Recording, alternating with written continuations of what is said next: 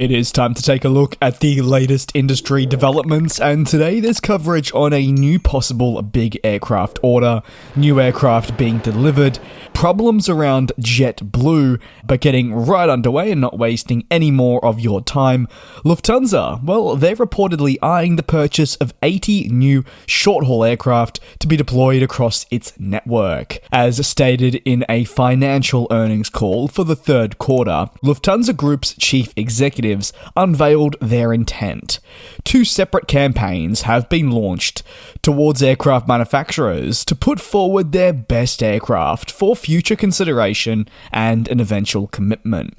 The first campaign revolves around a 40-unit order towards either E-Jets from Embraer or the Airbus A320. Lufthansa then adds that the secondary campaign will be equally for 40 units from either the A320neo or 737 MAX family of aircraft. Each campaign will, once completed, serve a different purpose for the Lufthansa Group, and this is an order that will be deemed to be crucial for long-term growth. The first campaign, which includes the addition of either E-Jets or the A320, isn't actually a new development. Lufthansa will be deploying either aircraft once selected towards its new company being City Airlines.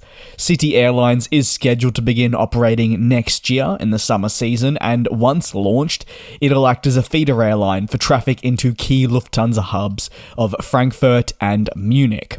During the unveiling of City Airlines, where we received some more formal details about the plans of this airline. This occurred at the beginning of October, I want to say. We did get some more details that Lufthansa were in direct talks for acquiring the A320 or the E-Jet. While the first campaign will technically focus on the aircraft being deployed to City Airlines, the expectations will be adjusted for the secondary campaign.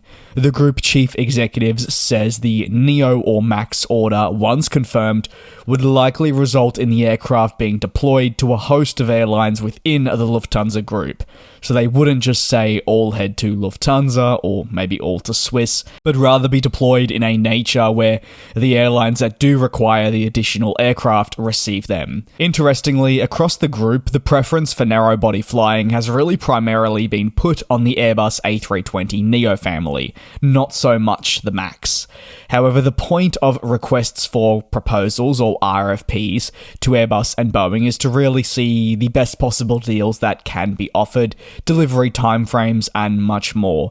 But if you're taking a look at it from a pure standpoint of their current fleet, you'll find that many analysts and even general members of the aviation community, maybe also you watching this video, would believe that a further commitment to the A320neo family would just make the most sense, especially for fleet commonality purposes. Lufthansa does say that the result of the campaign may, and may being the key word here, result in further diversification across the group's fleet. This would therefore largely leave the door open, per his comments, for the 737 MAX to have an equal chance at winning the deal. Only time will tell though, as they do look to develop this order and eventually commit to the two separate campaigns. Over at JetBlue, well, they've posted their third quarter result, and they're following a similar trend to other airlines right around the globe, and notably within the United States, Spirit Airlines, the company they're actually trying to merge with. JetBlue's third quarter results saw it post a net loss of USD 153 million. This was in comparison to the USD 57 million profit that it recorded for the same period 1 year prior, when you could argue that demand and such was lower. Meanwhile, operating revenue also saw a reduction of around 8%, leaving figures at USD 2.4 billion for the third quarter. JetBlue says that capacity, however, increased in available seat miles by 7%, but load factor fell by 1% point to 85.1. If you're after those average fuel prices in the third quarter, well, this was at USD 2.94 per gallon with the including of hedges. While the quarter financially was definitely bleak, JetBlue unveiled some of its key highlights that it witnessed for the third quarter. it was able to announce a new seasonal transatlantic service between New York JFK and Boston to Dublin Airport from 2024. Additionally, we caught wind of that New York JFK to Edinburgh service that is also slated to launch as JetBlue does ramp up its transatlantic offering, something that has been a crucial focus for the company in recent years, you would definitely make the argument. JetBlue said it saw massive fleet progression, also with the modernization as 18 Embraer E190s were removed. A transition process therefore is well and truly underway towards the A220, which is expected to save the company USD 55 million by the end of this year alone. The expectation, if we're taking a look at the full year 2024, well, savings by operating this A220 will reach USD 75 million. This is at least the company target. It really indicates how important the Airbus A220 is for JetBlue and how much it will be looking further into the future. For the airline though, the underlying focus has to be on the loss recorded and how all of this came about. JetBlue executives say that the quarter presented a significant amount of challenges that proved very tough to navigate. Notably, the airline mentioned weather-related impacts alongside rising fuel prices. The latter is something that is broadly impacting the industry and will actually negatively hurt carriers' fourth quarter outlooks too. So these reasons certainly don't come as a shock, and JetBlue will be doing everything possible to try and navigate these turbulent headwinds that they are indeed facing. And lastly, Brussels Airlines has entered what it describes as a new era, as it has taken delivery of its first Airbus A320neo.